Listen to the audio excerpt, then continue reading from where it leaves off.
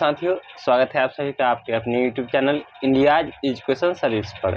मैं सावन कुमार आप सभी को सामाजिक विज्ञान के इस सीरीज में जो हम लोगों का अभी तक चैप्टर चल चुका है, उसमें भारत में राष्ट्रवाद, साम्यवाद और समाजवाद और यूरोप में राष्ट्रवाद खत्म हो चुके हैं। तो अब हम लोग पढ़ेंगे कि जो हिंद चीन में राष्ट्रवाद है वह उसमें राष्ट्रवाद कैसे आया, वहाँ पे उसमें जो है कि किस देशों की जो उस पर प्रभुता थी, यानी वह किसका उपनिवेश था, इसके बारे में जानना है। तो सबसे पहले ये जो हिंद चीन है,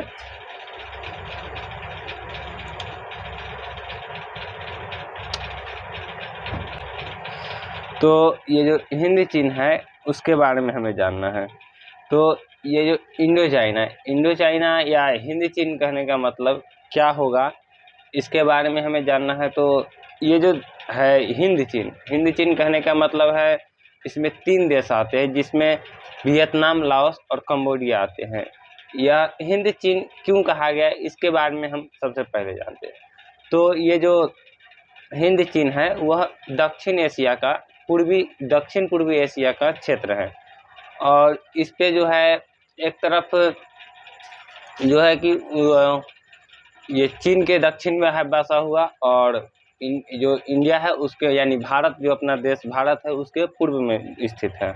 और ये जो वियतनाम, लाओस और कंबोडिया है, इस पर हिंद की सांस्कृतिक का और इंडिया के सांस्कृतिक का, यानी हिंदुस्तान के जो सांस्कृतिक है, जो कल्चर है, जो भाषा है, वह उसका प्रभाव लाओस, कंबोडिया और वियतनाम पे है।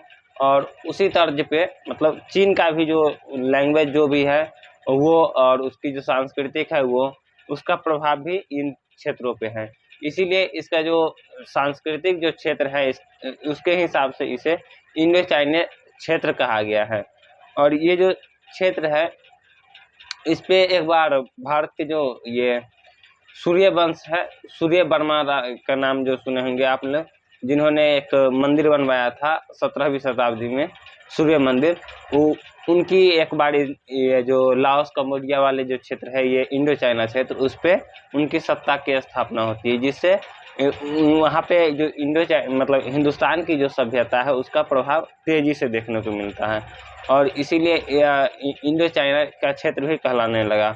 और जो कभी कभी ऐसा होता था कि जब जो चीन की जो सेंट्रल की जो वो मतलब वहाँ की जो सरकार होती थी, उसका जो प्रभाव था, अगर वो केंद्र की सत्ता अगर मजबूत होती थी, तो वह वियतनाम, लाओस और कंबोडिया को अपने कब्जे में ले लिया करती थी। यानी इंडो चाइना क्षेत्र इसी के कारण होते गया, मतलब कि जब हिंदुस्तान की जो केंद्र सत्ता थी वह अगर मजबूत होती थी चीन के मुकाबले, तो वह उस पर हिंदुस्तान का कब्जा हुआ करता था, और जब हिंदुस्तान का जो केंद्रीय सत्ता थी वह अगर कमज़ोर होती थी, तो चीन की जो सत्ता थी उसका इस पे कब्जा होता था। इसीलिए यहाँ पे दोनों का सभ्यता पाया गया है, और दोनों की सभ्यता का असर देखने के कारण इस क्षेत्र को इंडो चाइना कहा गया है। तो इंडो चाइना पे सबसे पहले कि आया कौन, तो आए तो पुर्तगाली ही थे। जैसे वास्को डी गामा अपने भारत में आया, उसी ने ये जो कोचीन है वहाँ पे रह करके, और जो दक्षिण पूर्वी एशिया है उसमें जा करके वहाँ से सामान लेके आते हैं, और कोचीन में ही सब सामान रखते हैं, लेकिन वो दक्षिण जो ये इंडो चाइना क्षेत्र है वहाँ से व्यापार किया करते थे।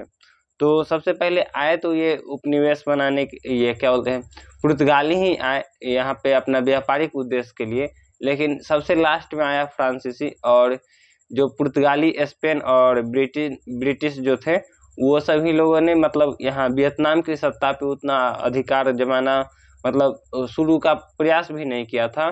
लेकिन जब ये फ्रांसीसी लोग आए, तो आते ही सबसे पहले उन्होंने अपना उपनिवेश बनाने के लिए, इसका जो उद्देश्य था वह उपनिवेश बनाने का ही उद्देश्य था, क्योंकि भारत पे वह पहले अधिकार कर चुका था, ब्रिटेन का अधिकार हो चुका था। पुर्तगाली आए लेकिन ब्रिटेन का अधिकार भारत पे हो गया, भारत ब्रिटेन का उपनिवेश बन गया, और फ्रांस का कोई उपनिवेश नहीं था, इसलिए उसने ये जो इंडो चाइना क्षेत्र है उसको अपना उपनिवेश बनाने की कोशिश किया।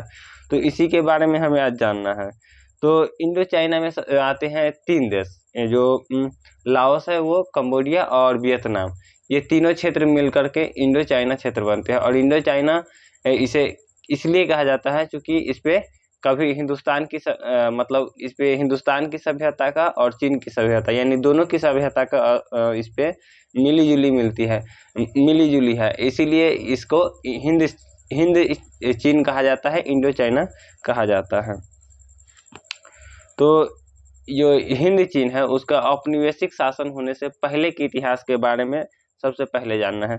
तो इसमें दिया हुआ है कि दक्षिण पूर्व एशिया में हिंद यानी इंडो चाइना का लगभग 3 लाख वर्ग किलोमीटर में फैला हुआ वह क्षेत्र है जिसमें वियतनाम, लाओस और कंबोडिया के क्षेत्र आते हैं। तो दक्षिण पूर्व एशिया है, यानी जो अपना एशिया महादेश है, एशिया महाद्वीप है, जो उसके सबसे दक्षिण में, यानी सबसे नीचे मैप में देखिएगा तो वह सबसे नीचे में आएगा और पूर्व की दिशा में आ गया, तो इसीलिए इसे कहा गया दक्षिण पूर्वी एशिया का क्षेत्र। और इस क्षेत्र का जो 3 लाख वर्ग किलोमीटर स्क्वायर का जो क्षेत्रफल है, वह उस क्षेत्र में 3 देश आते हैं, जैसे वियतनाम, लाओस और कंबोडिया। तो इन तीनों देश को ही हिंद चीन कहा गया है, ये पहले ही हम बता चुके हैं। ये क्षेत्र आते हैं और इनकी जो उत्तरी सीमा है, यानी जो नॉर्थ की जो सीमा है, वह म्यांमार एवं चीन से सटा हुआ है, और तथा दक्षिण में चीन सागर से है। मतलब इनकी जो ये इंडो चाइना क्षेत्र है उसके साउथ में देखा गया है कि वह चीन सागर है, यानी चीन की जो ये सागर है, 9 डैश लाइन वाली जो रेखा है वह मिलती है दक्षिण में। और उत्तर में म्यांमार की सीमा है, और ऊपर से और कुछ आधे में म्यांमार का आएगा और आधे में ये चीन आएगा। जैसे ये जो क्षेत्र है, इधर का क्षेत्र, यहाँ से जो आने वाली क्षेत्र है वह म्यांमार है, ये म्यांमार है, और इधर देखा गया है कि ये सभी क्षेत्र जो है वह चीन का है। तो इसके जो दोनों क्षेत्र है उस पे अलग अलग देशों के मतलब सीमाएं साझा हो रही हैं। इनकी अर्थव्यवस्था का आधार कृषि एवं बागवानी था। जो उपनिवेश बनने से पहले ये जो वियतनाम, लाओस एवं कंबोडिया थे, उसकी जो अर्थव्यवस्था थी वह कृषि आधारित थी, और वहाँ पे बागवानी किया करते थे लोग अपने जीवन यापन के लिए। यहाँ सबसे ज़्यादा जो है वह चावल के खेती होते थे, इसके साथ यहाँ चाय, रबड़ एवं कॉफ़ी का भी उत्पादन बड़ी मात्रा में होता था। यहाँ पे जो वहाँ के जो लोकल लोग थे वह चाय, रबड़ और कॉफ़ी जैसे भी फसल उगाया करते थे, लेकिन यहाँ प्रमुख रूप से सभी का जो वो होता था कि अपने यूज के लिए कौन सा फसल बोया जाए ये, तो उसमें वह लोग चावल और गेहूं का उपयोग किया करते थे, क्योंकि वह जो अधिकतर लोग हैं और सभी लोग का भोजन मतलब 90% लोग चावल और रोटी ही खाते हैं। तो चाय और ये रबड़ वगैरह से तो कुछ होने वाला है नहीं, वो उसका भोजन में यूज नहीं कर सकते हैं, इसीलिए वहाँ के लोग प्रमुख रूप से चावल और गेहूं का ही उत्पादन किया करते थे। हिंद चीन में फ्रांसीसी उपनिवेश। हिंद चीन में आने वाले सबसे आधुनिक यूरोपीय पुर्तगाली थे। वियतनाम समुद्री सिल्क मार्ग रूट से जुड़ा हुआ था। जो सिल्क रूट था, जैसे जो अपना वियतनाम, लाओस, कंबोडिया है, उसके साथ चीन और हिंदुस्तान होते हुए मिडिल ईस्ट, यानी जो ये जो सऊदी अरब, ये सब जो देश सुने हैं, अफ्रीका, ये ऑस्ट्रेलिया, ये जो है अफगानिस्तान से होते हुए जो यूरोप को जोड़ता था, उस मार्ग को सिल्क रूट कहा गया है। और इस रोड से वह वियतनाम जो है, वियतनाम, लाओस, कंबोडिया भी जुड़े हुए थे, जिससे वहाँ पे पुर्तगालियों के द्वारा आना जाना की रास्ता पता था, और इसी से वो लोग व्यापार किया करते थे। और इसी मार्ग से पुर्तगाली इस वियतनामी क्षेत्र में आए, क्योंकि जब समुद्री मार्ग से हिंदुस्तान आया गया, तो वहाँ फिर हिंदुस्तान में जब आ गया तो वह सिल्क रूट से होते हुए भारत से सिल्क रूट पकड़ करके और वियतनाम, लाओस, कंबोडिया में व्यापार किया करते थे। और इस प्रकार से वो लोग वहाँ से जाने की जो रास्ता थी उसको पता हो गया। पुर्तगाली यहाँ 16वीं शताब्दी में पहुँचे। उनका उद्देश्य व्यापार करना था। पुर्तगालियों के बाद अन्य यूरोपीय कंपनी भी यहाँ पहुँची, जैसे डच, स्पेन, अंग्रेज तथा फ्रांसीसी को। फ्रांसीसी को छोड़कर किसी ने भी इस भूभाग पर अपना राजनीतिक आधिपत्य कायम करने का प्रयास नहीं किया, किंतु शुरू से ही यह सक्रिय रहा। तो जैसे कि हमने पहले ही पढ़ा है कि ये जो पुर्तगाली व्यापारी आए, मगर इन्होंने वहाँ पे अपना राजनीतिक जो मतलब उपनिवेश बनाने की जो इच्छा थी वो नहीं किया। और इसी तरह डच, स्पेनिश और अंग्रेज जो थे उन्होंने इसे उपनिवेश नहीं बनाया। और जो फ्रांसीसी आए तो उन्होंने, उनके लिए तो कोई क्षेत्र बचा ही नहीं था जिसे उपनिवेश बनाया जा सके। तो लास्ट में उन्हें ये इंडो चाइना क्षेत्र मिलता है, इसीलिए उसको ये अपना उपनिवेश बना लेते हैं। और शुरू से ही आने के बाद ये प्रयासरत थे कि यह हमें इसे अपना उपनिवेश कैसे बनाए। तो इसके लिए इन्होंने कई वहाँ के जो लोकल जो राजा हुआ करते थे उनके साथ साठगांठ किया करते थे और वहाँ पे विद्रोह किया करते थे शुरू से ही, और जिससे वहाँ की सत्ता को हटाया जा, उनकी वहाँ के जो प्रमुख राजा हुआ करते थे उन्हें हटाया जा सके।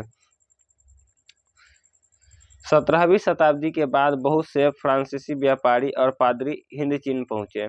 18वीं शताब्दी के मध्य वे हिंद चीन के राजनीतिक में दिलचस्पी लेने लगे और सन 1947 के बाद फ्रांस अन्नास में रुचि लेने लगे और इस आशा से अन्नाम के साथ राजनीतिक संबंध कायम किए। अन्नास और अन्नाम दोनों अलग अलग, मतलब जो वह दोनों जो अलग अलग एक जगह है, एक वर्ग है, जिससे उन दोनों के साथ ये लोग साठगांठ करेंगे और यहाँ पे विद्रोह किया करेंगे, जिससे वहाँ पे अपनी राजनीतिक संबंध है स्थापित कर सकें। और इस प्रकार से जो फ्रांसीसी वर्ग है वह अपना इस पे अपना उपनिवेश तो इसे बना लेता है, लेकिन इसे बनाने में उसे यानी 17वीं शताब्दी से उन्होंने शुरुआत करते हैं, लेकिन ये शुरुआत से ही कमज़ोर होते हैं। मगर इनका जब तक ये लोग प्रॉपर अपनी सेना नहीं ला पाते तब तक इसे अपना उपनिवेश नहीं बना पाते।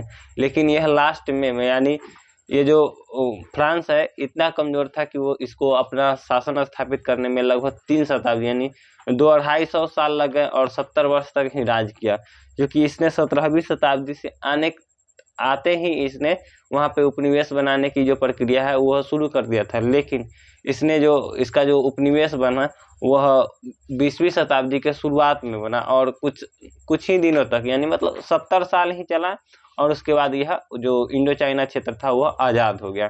तो इसमें कोई शासन करने की जो बात है वह उतना कोई प्रमुख बात ही नहीं है, क्योंकि यहाँ पे 70 साल ही ये लोग शासन कर पाते हैं और जितना दिन ये लोग शासन करते हैं उससे 2 गुना दिन तो इनको शासन स्थापित करने में लग जाता है।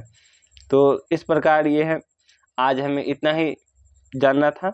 अगले वीडियो में हम लोग जानेंगे कि जो फ्रांसीसी है हिंद चीन में व्यापारिक उद्देश्य से जो आए थे उनका व्यापारिक उद्देश्य में क्या क्या उद्देश्य था और अपना उपनिवेश बनाने के लिए क्या उद्देश्य था, इसके बारे में हम लोग जानेंगे।